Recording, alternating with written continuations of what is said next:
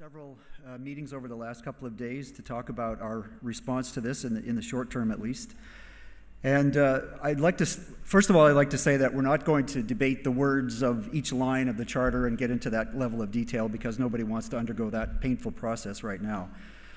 So I'll keep my remarks fairly general. And I'd like to start off by saying congratulations to the International Network Secretariat for producing the charter. We very strongly support the need for a document such as this for two reasons. The first is that the existing members of the network need to understand how the decision-making process works, what the characteristics of membership are like, what are the reasons for joining the network, and so forth. So this will support existing members of the network. But in addition, new groups who are perhaps interested in joining the network also need to know how decisions are made, what the expectations are for them, how the membership process works, and so forth. So we very strongly support the need for a charter. However, I have some comments to pass along to you about the nature of the existing charter and some ideas about some new ideas that we may consider. The first is related to the capacity of the Secretariat itself. For example, we heard this morning that there are a number of new model forests in formation in the Mediterranean area, in the Africa area, probably in other areas. So we could easily be 75 model forests before much longer, and perhaps 100 model forests in another couple of years. So our question is, does the Secretariat have the capacity to follow that level of growth, which could happen fairly quickly, and will it still continue to be able to fulfill the duties? Will the Canadian government continue to put money into the Secretariat in order to keep pace with that growth? My opinion, probably not, but that's at a minimum, it's a question that we need to be aware of, because we certainly don't want to see the growth of the network constrained by lack of capacity in the Secretariat. So we're not saying that that necessarily will happen, but it's certainly a question that needs to be addressed. There's another reason why this, there's another issue related to this that may be of interest to consider. And again, this is just an idea. It's not a recommendation necessarily, but would it be possible for the duties of the Secretariat to be shared among more than one country? And there are a couple of reasons why this is maybe an interesting question. The first is to follow along with Jemik's recent comment. What happens if Brian Bonnell becomes Prime Minister of Canada and some of the other members of the Secretariat move on to other things? Then we suddenly don't have a group whose responsibility it is to fulfill these duties, and that obviously would be a large problem for the network.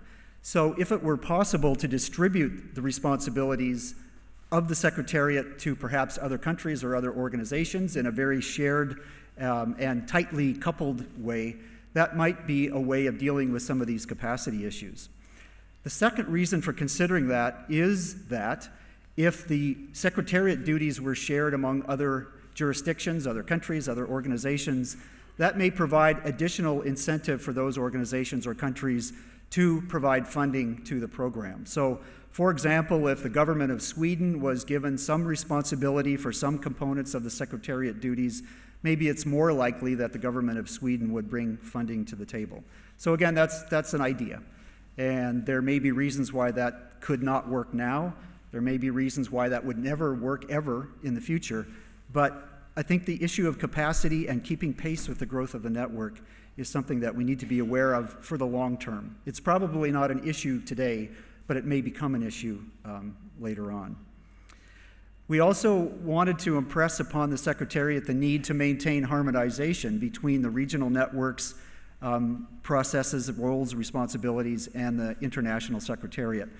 So, for example, some of the regional networks already have protocols in place that govern new membership joining the network and other decision-making processes like that. And we just want to emphasize the need to make sure that whatever direction is given from the Secretariat in that regard, that it is consistent with how the regional networks operate so that we don't have two things that are mutually incompatible. And again, I'm not saying that is the case, but we just have to make sure that does not become the case. I also want to go back to something that Hosni said a few minutes ago about the vision. We have in the Charter and in other documents, we have some expression of the vision of the International Model Forest Program and how it may relate to the vision of individual regional networks or individual sites. But I think it may be the case that we haven't really had a comprehensive review of that at the level of all of the model forests involved in the program. So we need to have that vision before, this is my opinion, before the Secretariat is in a position to help deliver that vision. It can't be the other way around, in other words. The Secretariat, one of the main jobs of the Secretariat should be to assist model forests and regional networks in delivering the vision for this program, and they won't be able to do that until we have something that's clearly articulated, and that can be done as a part of the Charter. So I think the vision is a very important issue that we need to address. And finally, as Peter Bissot mentioned just a few minutes ago, I think our feeling is very much that a working group needs to be struck to continue to flesh this out, to give regional networks and individual sites a better opportunity to respond to the ideas that are in the Charter and to provide more feedback. And so that process will help us define the vision, will help better define the role of the Secretariat, and will give individual sites a chance to grapple with the details that are in the current version. Thank you.